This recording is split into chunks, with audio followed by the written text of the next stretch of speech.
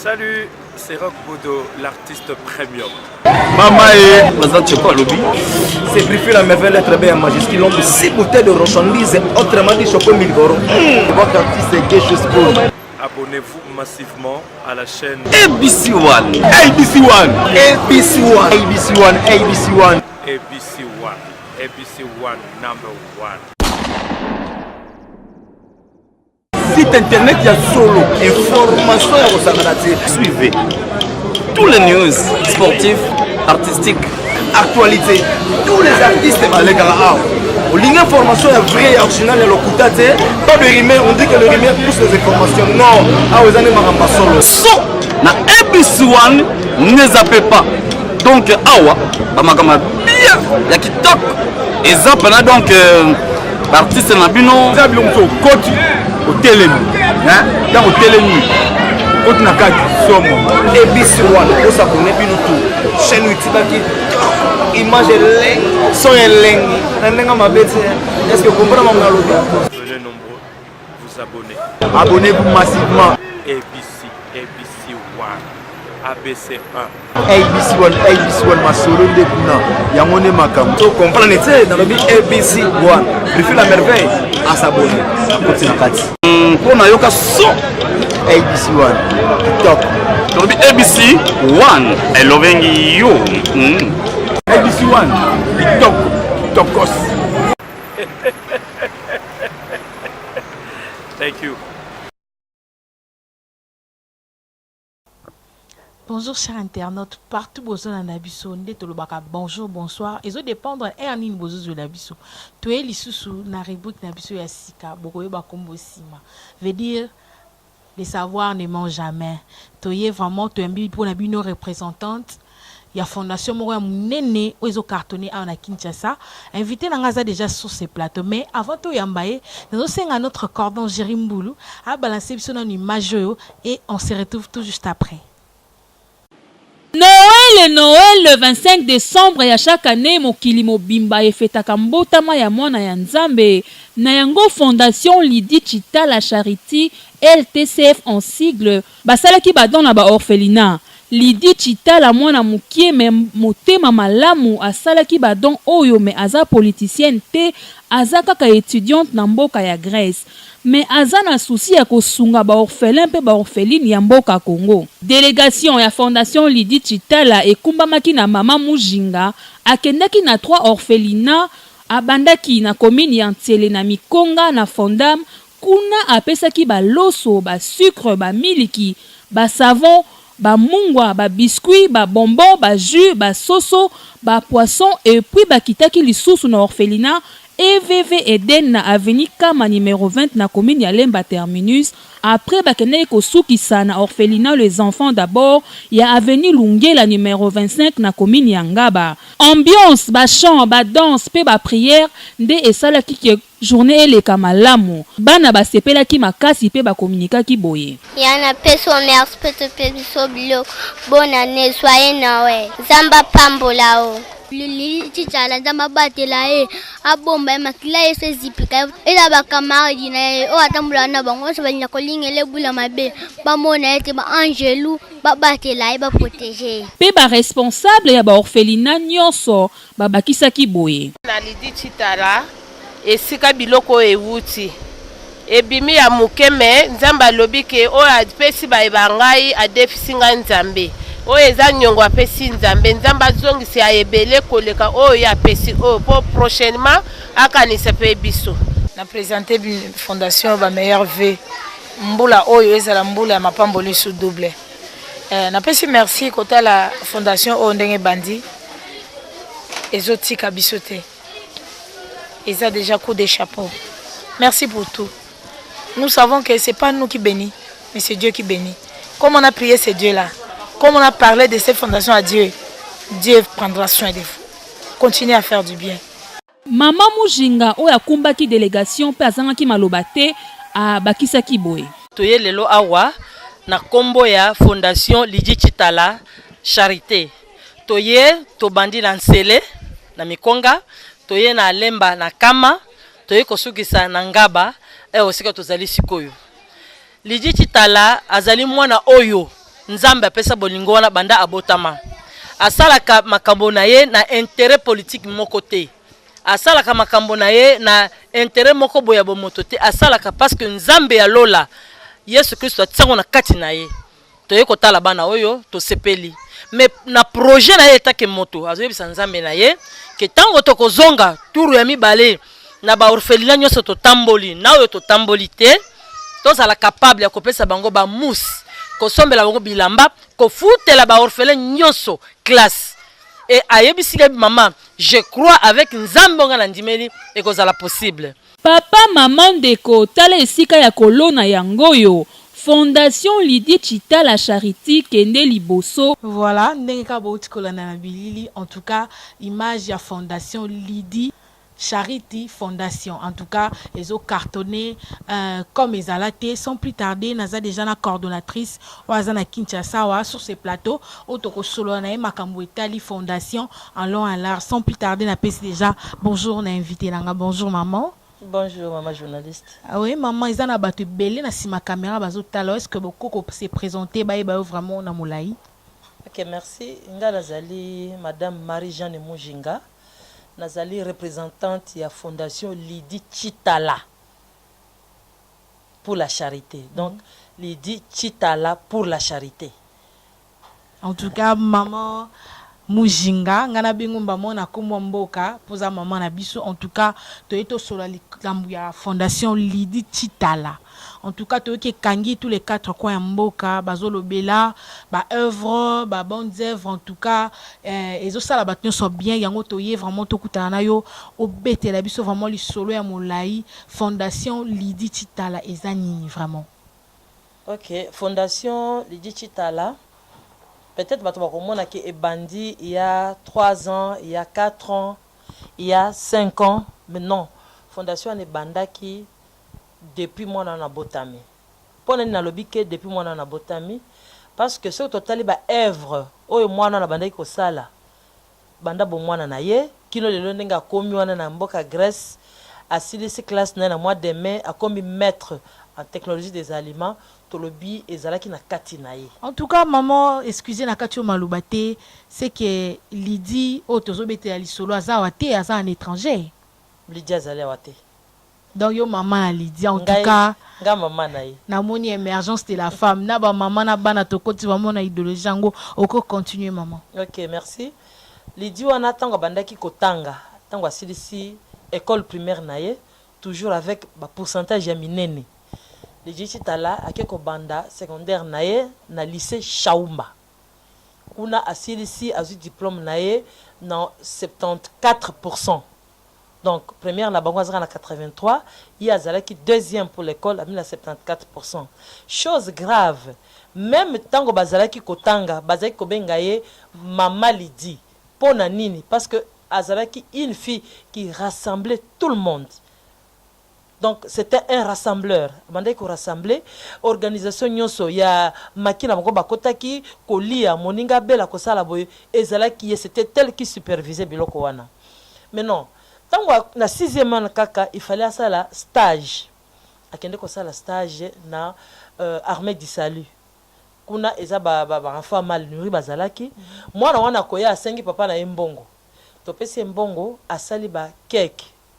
Asali ba mikate moko boye abande ko benga ngo donaté asali atokisi mai atie chlore amemi tanga zokende ko sala stage na ye akena biloko wana na Ahmed Salake ko pesa bana wana. Alors tango za ko yebisa ngai je trouvais comme si c'était un jeu. Jour moko botoke na ye na zando. Oh na moni groupe maman za ko yamba maman na biso bazo yamba ye elle n'avait même pas 17 ans. Naturellement, et c'est maman là, bazo yambo baza banani. Abino za ba maman on akenda kotala na armée du salut bazana bana ba ya rolesa bango ba soja bana wana bazana santé ya bien te. Donc mona rasoki na sengi mbongo na somba biloko wana na pesa ka bana wana. Ça m'avait beaucoup tiqué na zongi na yebisi papa na bango. Wana zaka mukuse. Na shaumba pe a continuer ko sala bongo. Akeinza masungi azu bourse ya gouvernement grec. Parce qu'azoka 2 bourses. Azu bourse bourse ya Maroc. Wana kana mayele na ika ya kaka na mayele na ye. Donc ngai na mona ke ceux qui mutunzamba kela ye mayele azana ye mayele azwi bourse ya liboso ake Maroc. Orenga na kanisa ki tomso ko balandi maele na yo to ya papa. Tokokoma. Tango azwi bourse na liboso ake na Maroc après 3 jours bourse ya Grèce ebimi. Tozongisi yawa azwi bourse ya Grèce on akei.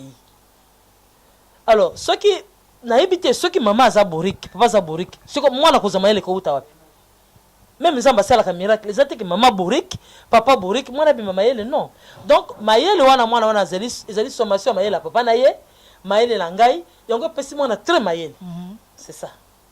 En tout cas, merci maman na moni zo ba on est nzombo en tout cas fier, il y a Lydie place à Zali na pesi mbote en tout cas maman za très fière de toi par rapport à maele na wa bi sommation à papa na maman et ça li bien. Maman ce koko ko ebisa biso but ya fondation Lydie Chitala ezani parce que tu éviter tout monde kaka ba action en tout cas tu ebi bu na ngote ce qui est conçu pour esalani. Na zaka penza naza forte en anglais hein.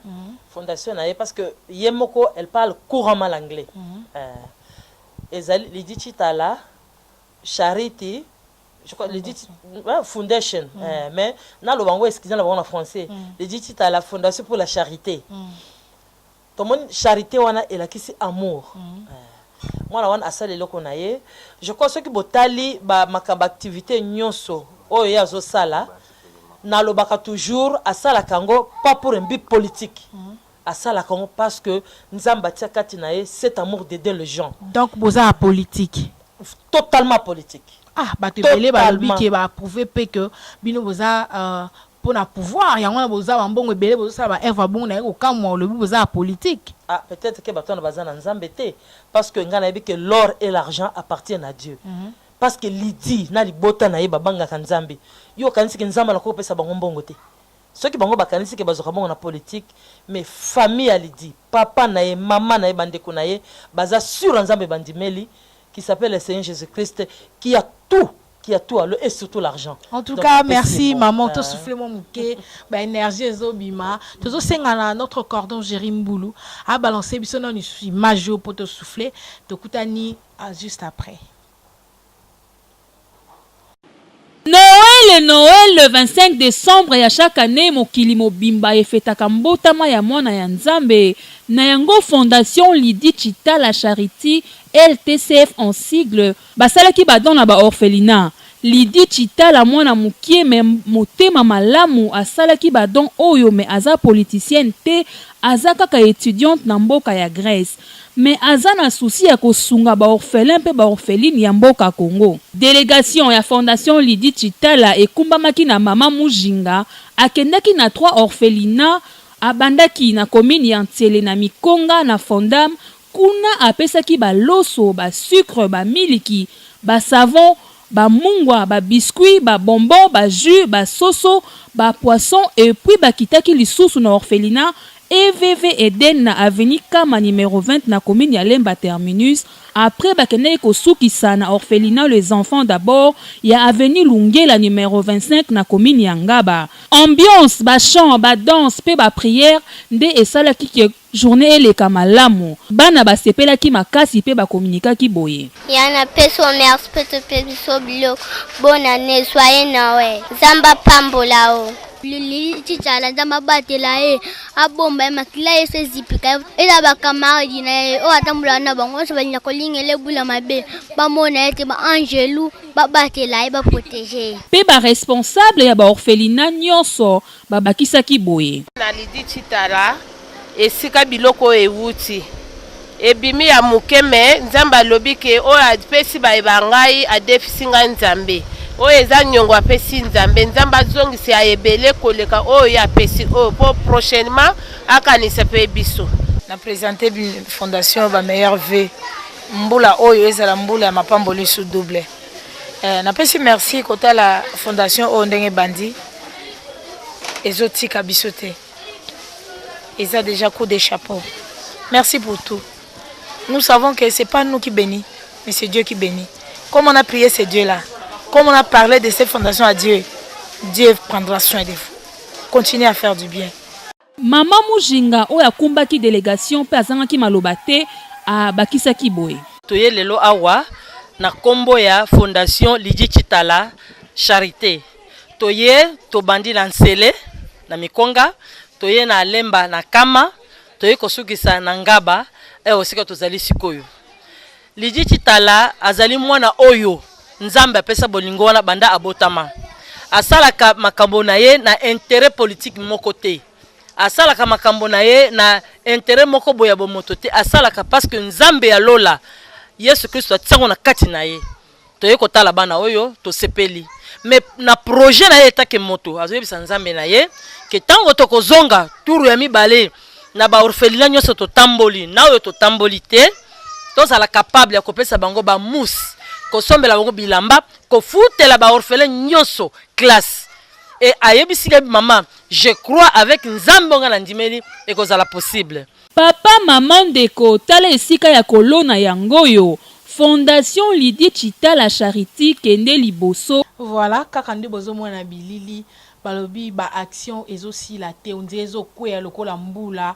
En tout cas Lydie Chitala Fondation na ebite na pesa okomboni. Tozonga na invité na biso maman na Lydie, maman Mujingaza déjà sur ce plateau. Wazo bete la biso vraiment li solo ya fondation na molai ndenge ezalaka. Toke lisusu moi molai vraiment maman to tungisa mingi mingi te to ebi que oboti biso fo pe ma to yeko tungiso kaka. Toko koyeba Lydie Chitala Fondation ezaka na Kinshasa to ezana ba étendi ebele bele to yeba po ba misusu pe baza libanda ya mboka ba s'intéresser nango ba ko kende pe ba tala vraiment fondation oyo. OK, Lydie Chitala d'abord ezana na France na Paris. Oye pas yo représentant lango c'est un homme parce que biso doza fondation moko jaré hein. Représentant lango c'est un homme.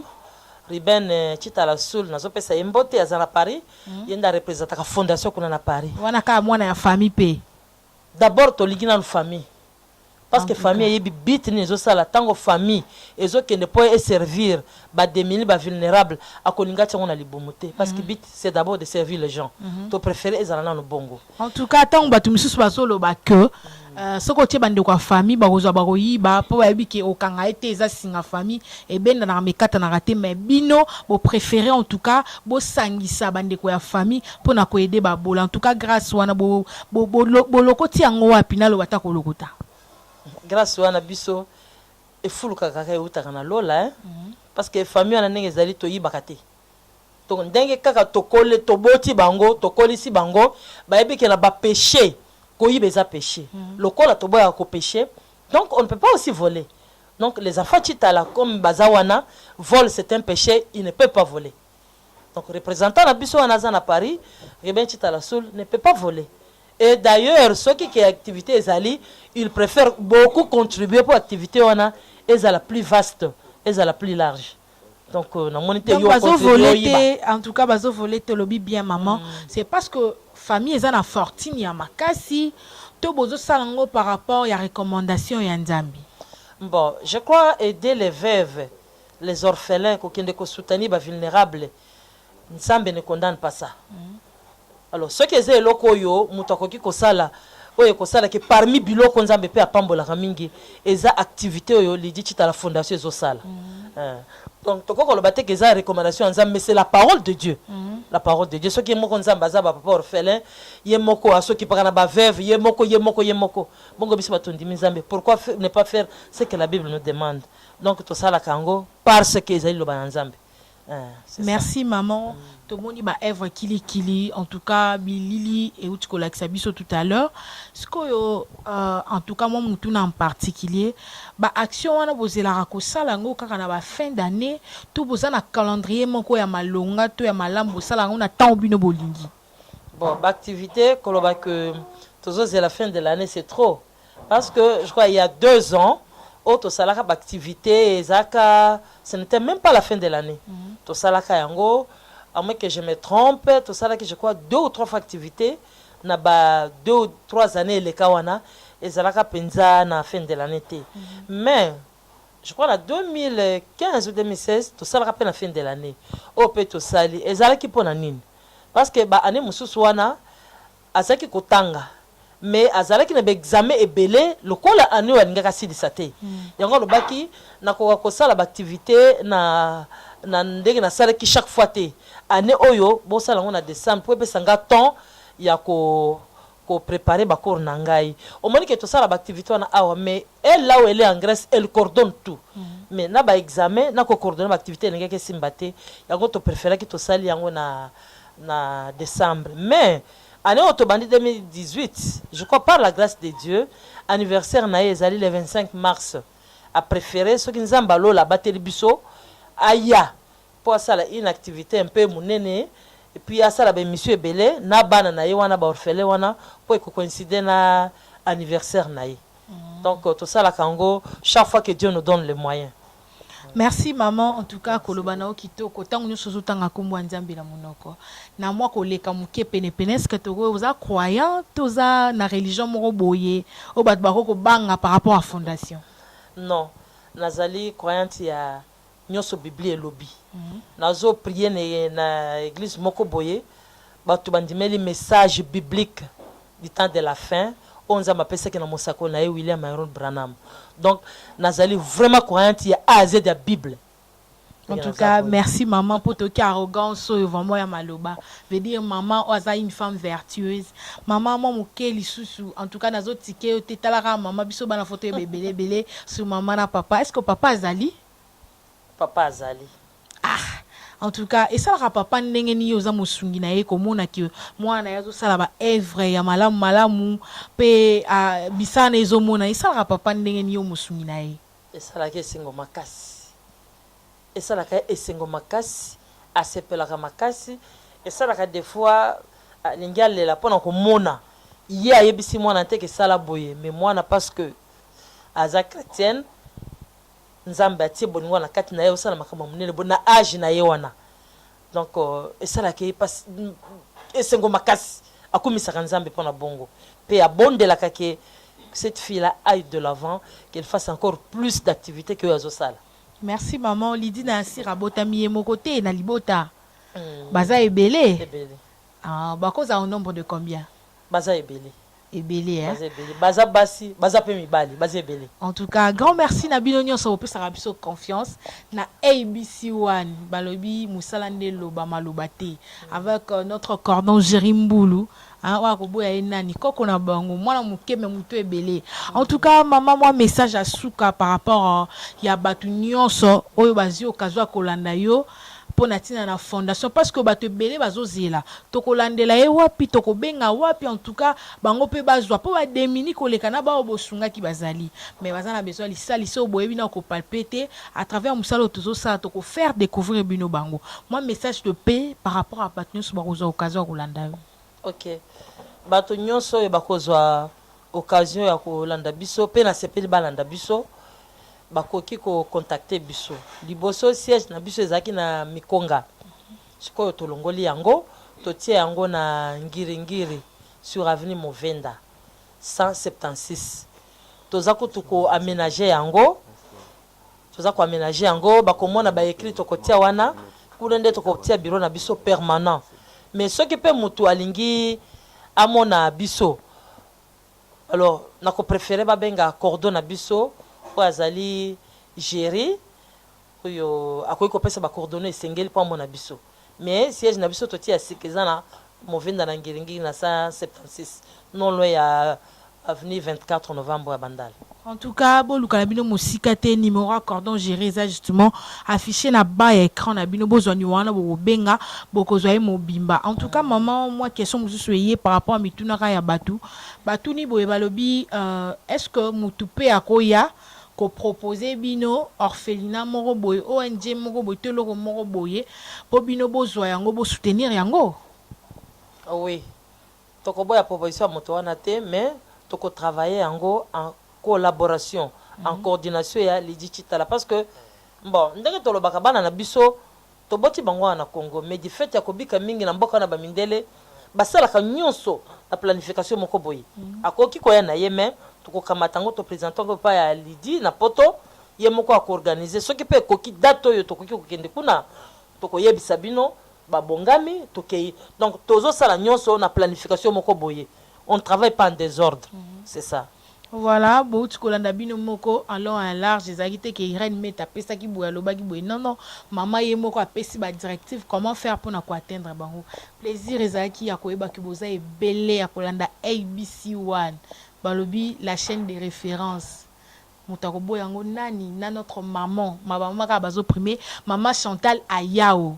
Maman la patrona, hein, ma tondi na opesi sur occasion, ya koleka na banda ka batunyo à travers chaîne ABC1. Grand merci na bino so ba fan. Bolinga ka chaîne OP bolinga ngai.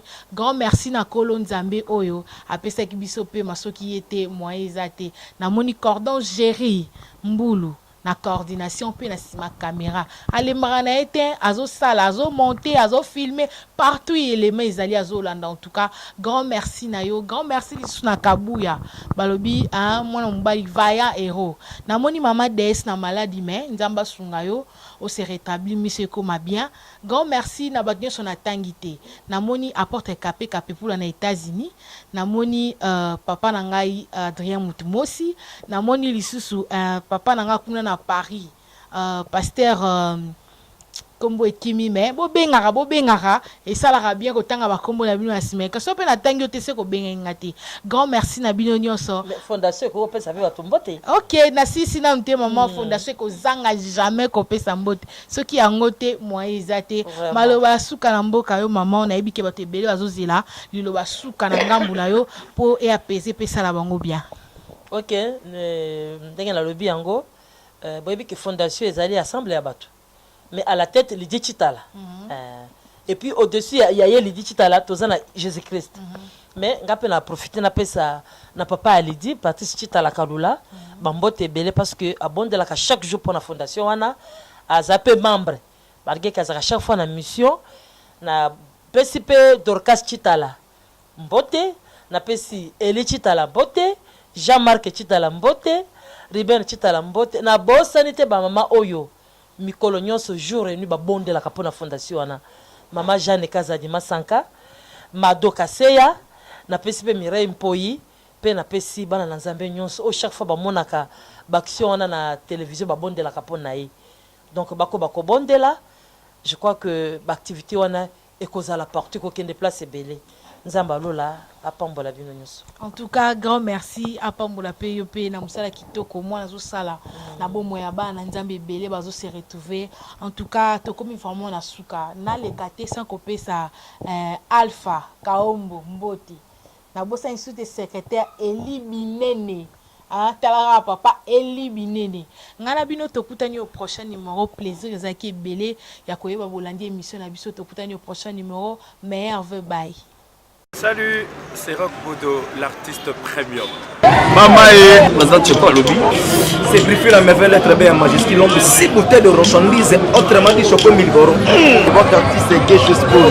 Abonnez-vous massivement à la chaîne ABC1. ABC1. ABC1. ABC1. ABC1. ABC1. ABC1 number 1. Site internet ya solo information ya Rosangalati. Suivez tous les news sportifs, artistiques, actualités, tous les artistes les gars. L'information est vraie et originale et l'okutate. Pas de rumeur, on dit que le rumeur pousse les informations. Non, vous allez m'en solo. So, na ABC1 ne zappez pas. Donc awa, bamakama bien, ya kitoko. Et zapana donc artiste na bino, zabilo mso koti. Au télémi, dans au télémi, au Nakaki, Somo, ABC1, au s'abonner, puis nous tout. Chaîne YouTube qui image est son est est-ce que vous comprenez mon allo? Venez nombreux, vous abonner. Abonnez-vous massivement. ABC1, ABC1. ABC1, ma solo de Kuna, Yamone Makam. Donc, comprenez, dans le but ABC1, préfère la merveille à s'abonner. Pour Nayoka son ABC1, TikTok. Dans le but ABC1, I loving you. ABC1, TikTok, TikTokos. Thank you.